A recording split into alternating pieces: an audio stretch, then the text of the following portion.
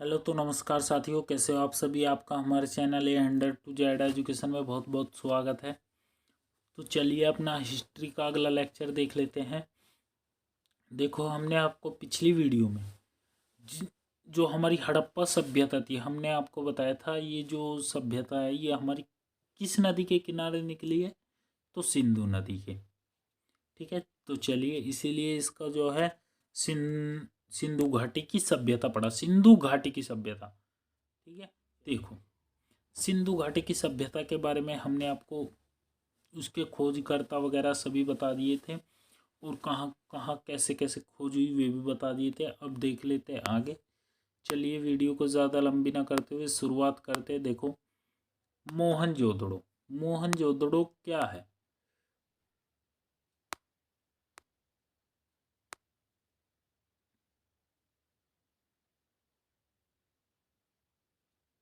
देखो, मोहनजोदड़ो मोहनजोदड़ो का जो अन्नागार है, अन्नागार मतलब, देखो हमने आपको इतिहास बताया था तीन हिस्सों में डिवाइड करके, प्रागैतिहासिक, आधैतिहासिक और ऐतिहासिक। प्रागैतिहासिक में तीन चीजें हमने आपको बताई थी, पूरा पाषाण काल, मध्य पाषाण काल और नवपाषाण काल, ये चीजें हो गई थी।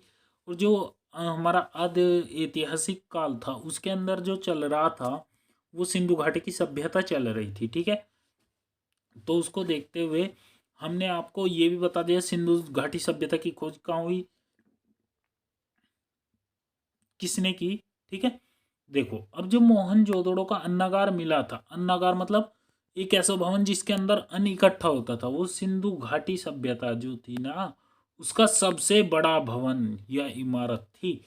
तो यानी कि क्वेश्चन कैसे पूछेगा, देखो एग्जामिनर क्वेश्चन सेट कैसे करेगा, वो कहेगा कि सिंधु घाटी सभ्यता का सबसे बड़ा भवन या इमारत कौन सी है, तो चार ऑप्शन दे देगा, चार में से एक ही भी होगा। और बहुत सा समय ऐसा भी फंस जाता है कि चारों ऑप्शन में से ये ऑप्शन होगा नहीं, लेकिन इनमें से कोई नहीं अवश्य होगा। ठीक है, इतनी समझ आपको होनी चाहिए, इतना जो है आप मेंटेन कर सकते हो। चलिए आप आगे देख लेते। देखो, सिंधु सभ्यता विश्व की सबसे पहली शहरी सभ्यता थी। दो चीजें आती है, देखो एक सिंधु सभ्यता, दूसरी जो आती है जो हम इसमें पढ़ेंगे इतिहास में, जो हमारे जिन्होंने आर्यव्रत हमारे देश को नाम दिया था, ये आर्य समाजी थे।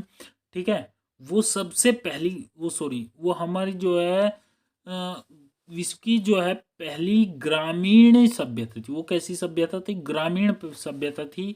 ये जो है सिंधु सभ्यता था वो विश्व की सबसे पहली शहरी सभ्यता थी।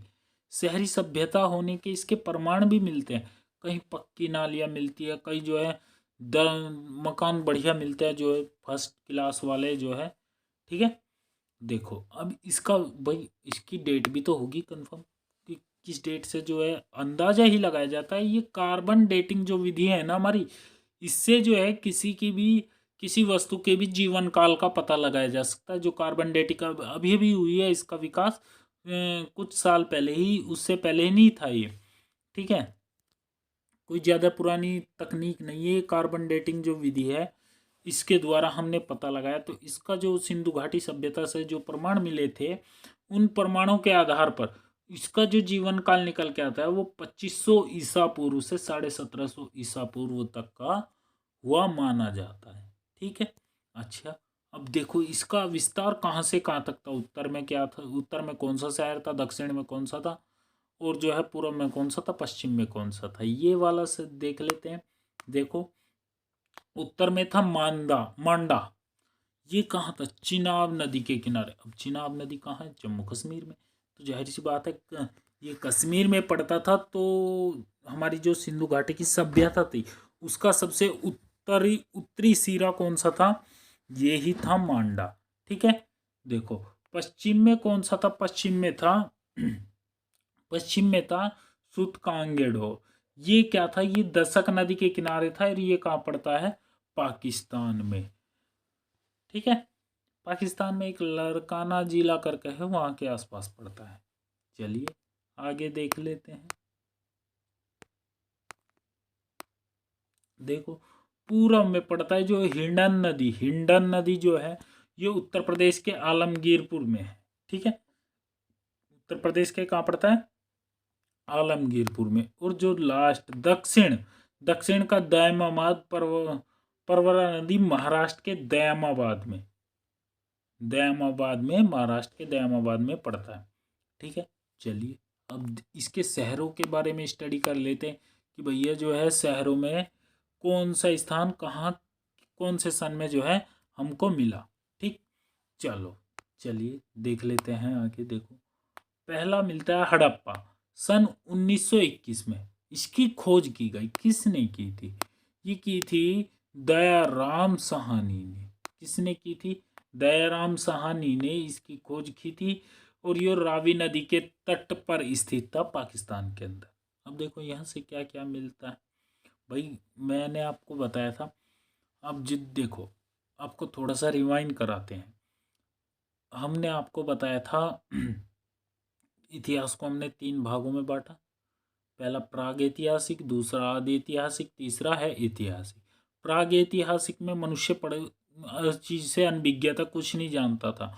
उसके अंदर जानने की, अब जब उसके अंदर वो किसी चीज को जानता ही नहीं था तो लिखेगा क्या? जब लिखेगा क्या तो मिलेगा क्या? और जब मिलने का ही नहीं तो फिर उसके जो उसके बाद जब उसके अंदर जानने की इच्छा पैदा होगी तो वो थोड़ा बहुत अपने पहचान चिन्ह छोड़ने शुरू करेगा।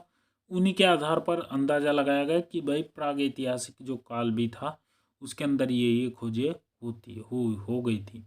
ठीक है, अच्छा प्रागैतिहासिक को। आदि ऐतिहासिक में लोग बाग इतने विकसित हो गए थे, उन्हें बोलना अच्छे से पढ़ना लिखना सब आ गया था, तो जाहिर सी बात है यहाँ पढ़ना लिखना तो जान गए थे, लेकिन इन्होंने लिखा भी, लेकिन उन लेखों को हम नहीं पढ़ सके। कौन नहीं पढ़, हमने हमारी समझ से बाहर निकल गए।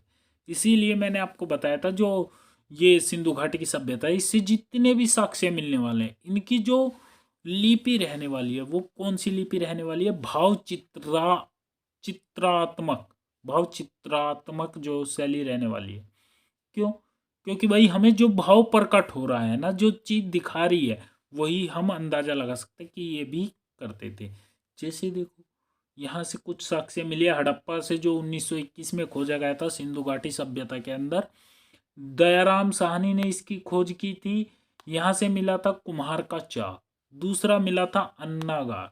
देखो अभी मैंने अभी आपको बताया जो अन्नागार था मोहनजोदड़ो का, ये दोनों शहर अलग अलग है, एक मोहनजोदड़ो एक हड़प्पा। ठीक है, याद रखना। अन्नागार सबसे बड़ी सभ्यता या भवन था। ठीक है, चलिए दूसरा मिला था श्रमिक आवास भी मिला था, यानी कि जो मजदूरों का रहने का जैसे देखो कोई बंदरगाह होता है ना, वो वहाँ भाई मजदूर भी रहते हैं तो मजदूरों का रहने का आवास मिला। मात्र देवी की मूर्ति मिली थी जिसकी ये पूजा करते थे, देखो। ठीक है, और एक लकड़ी की ओखली भी मिली थी। ओखली होती ना कूटने वाली, हम पढ़ते हैं ऐसे ओखली, वो वही वाली ओखली है। ठीक है, चलिए आगे देख लेते हैं। देखो लकड़ी का एक ताबूत मिला था। ताबूत क्या होता है? देखो जिसके आपने देखा होगा जिसके अंदर जो ये होते हैं ना जो गोड़ को मानते हैं, इनके जब इनके यहाँ कोई मर जाता है तो लकड़ी के ताबूत में ही उसको दफन किया जाता है। अब जाहिर सी बात है ताबूत मिला होगा तो एक कब्रिस्तान भी मिला होगा, और कब्रिस्तान को जो नाम दिया था वो दिया था RH-37, और H-37 जो कब्रिस्तान को नाम दिया गया था। एक हाथी का कपाल भी यहाँ से मैन जो है खोजा गया, और स्वास्तिक का चिन्ह, स्वास्तिक का चिन्ह होता है ये वाला है। ठीक है, ये स्वास्तिक का चिन्ह है, ऐसे होता है, ऐसे ऐसे करके। ठीक है, चलिए आगे देख लेते हैं। देखो अब हड़प्पा शहर की खोज हो गई। अब बात आज देखो हड़प्पा शहर में एक चीज और मोहनजोदड़ो में एक चीज कॉमन है। एक चीज कॉमन है क्या?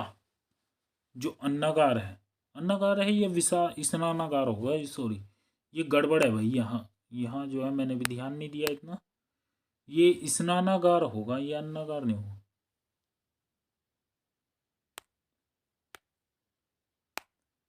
चलिए आगे देख लेते हैं। तो देखो मोहनजोदड़ो, मोहनजोदड़ो की खोज हुई थी 1921 में।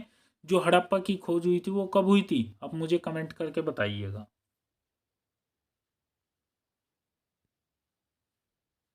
ठीक है, देखो इसकी भी खोज 1921 में राखलदास बनर्जी द्वारा की गई। यह पाकिस्तान के लरकाना जिले में स्थित था। ठीक है, यह सिंधु नदी के तट पर है और यहाँ मृतकों का एक बहुत बड़ा टीला मिला है, जिसको मृतकों का टीला नाम दिया गया। और भी वस्तुएं मिली है, क्या क्या वस्तुएं मिली है वो चेक कर लेते हैं। देखो पहला मिला है पुरोहित आवास। पुरोहित आवास जो बाहर आने जाने का। अच्छा, एक घर के अंदर घर मिला है, यानी कि डबल घर हो गया, घर के अंदर घर, जिसको हम गर्तावास भी शायद इसी को बोला जाता है। गर्तावास गड्ढे में घर होता है, गड्ढा घर होता है, उसको नहीं बोला जाता। ठीक है, देखो इसके आगे जो होता है विशाल स्नानागार, यहीं से मिला है।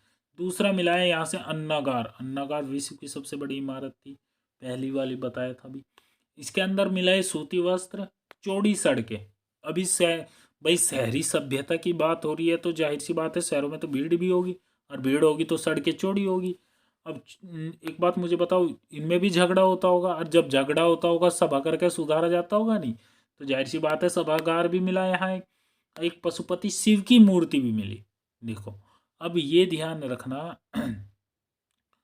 पशुपति शिव की मूर्ति भी मिली। एक यहाँ से काश्य की नर्तकी की मूर्ति भी मिली, जिससे हमें ये पता लगता था कि ये नाचना गाना भी जानते हैं। पशुपति शिव की मूर्ति मिलने का प्रमाण ये था कि भैया ये पशुपति शिव को मानते होंगे। इससे यही तो अंदाजा लगाया जा सकता। एक जगह तांबे का ढेर मिला। अब देखो तांबे की खोज हो चुकी थी, अब उसने जो कहाँ हो चुकी थी, जो हमारा नवपाषाण काल आया था वहाँ जो हो चुकी थी। उसके बाद जो है तांबे का ढेर भी मिला, जिससे ये बर्तन वगैरह। देखो वीडियो को ज़्यादा लंबा ना करते हुए, और अगर आप हमारे इनके नोट्स चाहते हो तो आप हमारे टेलीग्राम ग्रुप को ज्वाइन करें। और आपको अगर किसी भी चीज़ को समझने में दिक्कत होती है, आपको किसी भी टॉपिक पर वीडियो चाहिए, तो आप लोग हमें दो टेलीग्राम ग्रुप है। एक तो पीडीएफ के लिए आप उसको ज्वाइन कर लीजिए, उसके अंदर पीडीएफ अवेलेबल हो जाएगी। और दूसरा है कमेंट के लिए, आपको जो भी समस्या हो आप डायरेक्टली हमसे कॉन्टैक्ट कर सकते हो। ठीक है, तो चलिए वीडियो को ज़्यादा लंबा ना करते हुए मिलते हैं नेक्स्ट वीडियो में।